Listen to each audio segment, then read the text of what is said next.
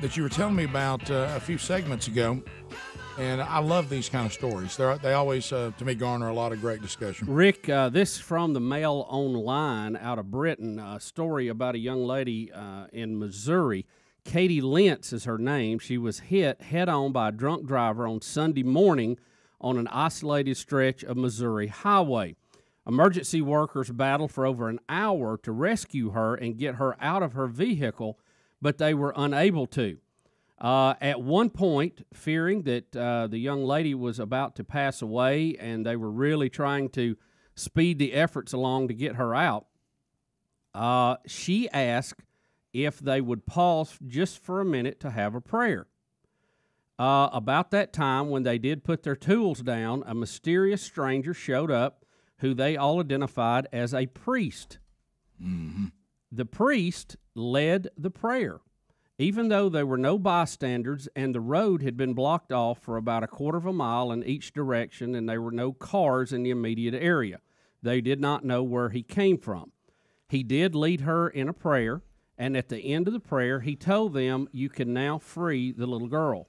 At that point, they were able to pull her out, get her to an ambulance, and when they turned to thank the priest, he was nowhere to be found. Mm-hmm.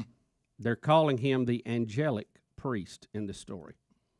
And if you see, I don't know if Adler's got the pictures of her car. It is a very, very well-documented story with pictures of the girl and the accident scene and how bad the wreck was. So these guys got the jaws of life out. Yep. They've got the road blocked, meaning that you can't, sometimes there's car crashes you can ease by. Others, we just have to shut down traffic. And a priest shows up right after she said, "Could we stop and pray a minute? You can't get me out." And a priest shows up, leads the prayer, says, "You can get her out now." They do, turn around to thank him, and he's gone. Do I have that correct? Rick, that is the nutshell of it. The workers and the first responders all seem to be taken back by this a little bit. One, that the gentleman showed up, it seemed like out of the blue when there were nowhere else he could have come from, and then the fact that he was gone just as quick. She did suffer, it looks like, broken bones to both legs, but friends and family say that her spirits are high and that she has been boosted by what they now believe to be an apparent divine intervention. And they just showed the picture Adler did from TNN on Ustream. That car is just look at that. It was a head-on crash. Mm. But she was pinned in. They said that they worked trying to get her out over an hour, even before she asked them to pause and have prayer. So anyway, it's and it could very well be that the priest just found his way to the wreckage, and still though, even if that's what happened, the fact that when the prayer was over they got her out, that alone's a good story. Mm-hmm. They said that a friend of the family said that they don't know if it was a divine intervention or just simply a priest who was in the area who offered a prayer. Either way, they would like to try to find out who he was, if he was of this world. Yeah, and very well may have been, but that's still the power of prayer, whether the guy was just a man of God or not. They've even, running the TV stories, Rick, they go, "Do you know the guardian angel priest of Highway 19? If so," and they're giving you a phone number to call. They're trying to run him down. Hey, y'all something, man. Man, I'm not going to let these material things get in my way, y'all. I'm trying to get somewhere. I'm trying to get somewhere that's real and pure and true and eternal. Toby, can you go with your boy? Let's go. Father God, I am clay in your hands. 35 minutes now past the hour of the Rick and Bubba Show. We're back, 866-WE-BE-BIG, obviously. A lot of stories pouring in after the story of the young lady that was trapped in the automobile, jaws of life, having a difficult time freeing her, fearing that she was going to pass. She asked for a time of prayer. A priest walked up out of nowhere, led the prayer, said she'll come out now. She did. She's alive, and then they cannot find the priest. So this has led to a lot of stories. They're calling it the angelic priests of Highway priest. 19 or whatever it was. Right. Now, I know we're going to go to stories. Here's what I mean, would. That's a much better story than Large Marge. It is. Yeah. It is. I mean, that is. I would just ask you this. We're not going to phone troll on this because I don't think you can probably get these things in 30 seconds. But I would ask you this, if you would please just get right to the meat of the story, because we won't get many of these calls in if we go the long way home. So if you would, just kind of give us the meat of what happened, and then we'll move to so we can get a number of these. You're not wanting to beep somebody in the middle of an angel story. No, I'm not going to do that, but I would. I wish we could all just, I mean, we don't have to hear the color of the trees, or just give us the highlight. Give us to the meat. Kimberly in Chelsea, Alabama. Kimberly, go ahead. Hey, I just want to let you guys know the same thing happened to my husband last Friday on Highway 280. I don't know if you had heard about it, but Highway 280 was shut down until about 7:30 at night, and our car was completely totaled. But when I arrived at the scene, he was sitting on the ledge overlooking the mountain where the wreck was at, and there was an older gentleman sitting next to him with his arm around him.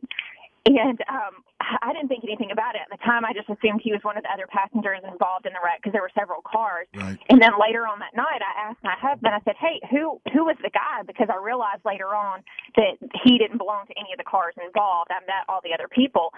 And my husband said, I really don't know. Nobody else ever spoke to him when they were coming up to check on me. He just kept his arm around me the whole time. And so we actually started flipping through the pictures on my cell phone. We're taking pictures of the wreck for the insurance company and whatnot, and we actually see him standing right behind one of the cops in the wreck, but he's standing in the lane that they actually opened up for cars to be able to get through. So, and the cop's not even aware that he is right behind him, which is just very odd to us. But it was an older gentleman with gray hair, but never said a word. We never saw when he left.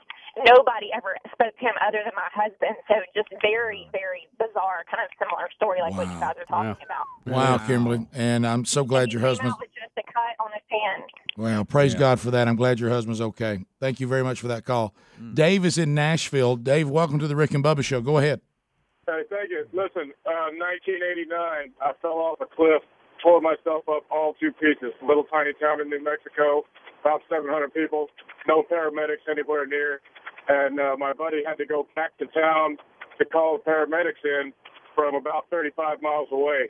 So I'm laying there in this canyon with nothing but the wind blowing, broke all to pieces, not sure whether or not I'm going to die, all by myself.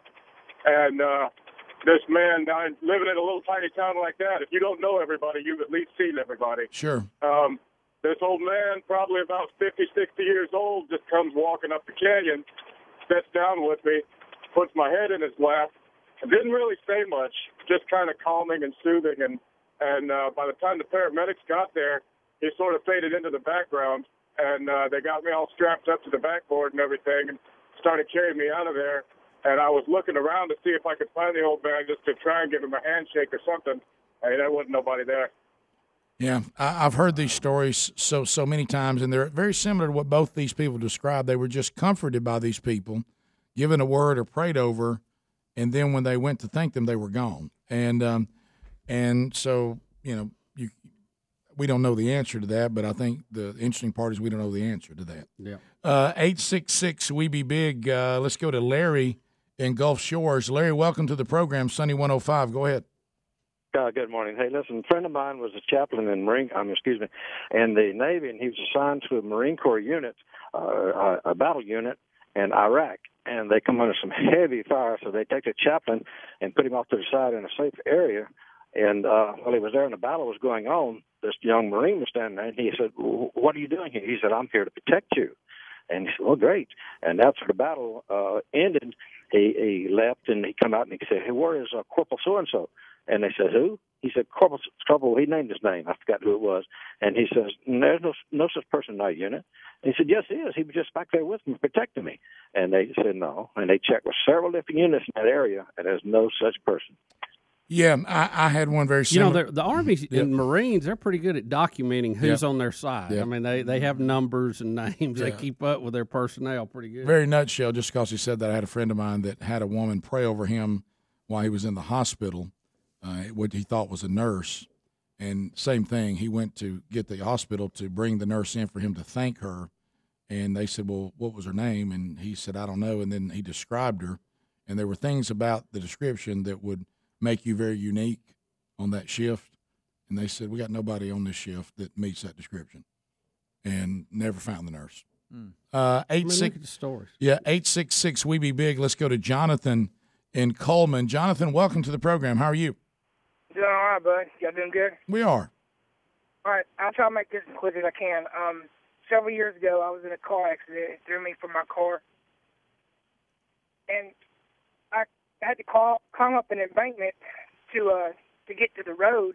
And when I did, I collapsed. When I came to, there was paramedics all around, and there was a guy holding me down, not letting me get up. I'm thinking, I'm going to get up and walk this off, Yep. And he was sitting there. I couldn't see his face because the sun was right next to his head. All I could see was a silhouette, and he was asking me, where you from, what's your name, what's today's date, all the things, EMTs would ask you. Shortly after, another EMT come over and was asking me the same questions, and they were strapping me to a gurney, and I said, I just answered all those questions, that other EMT, and they said, you probably have a concussion. There was nobody over here. Well, I get to the hospital, and I had several broken bones, but they were going to release me the next morning. The next morning came around, doctor comes in, says, since you were complaining about severe pain, we're going to go ahead and x-ray your neck and make sure everything's okay before we send you back. Well, the doctor came back in, and he was pale. He said, we need to get you to surgery right now. I broke 2 vertebrae in my neck and disintegrated the disc, and the vertebral artery that runs through your vertebrae pinched off. And they said it was a miracle I survived the ambulance ride, and I probably would not have survived the ride home. Yeah, if you had moved, it would have killed you. It could have killed me. It could have pinched it off. I'd have bled to death before they could have done anything. Wow.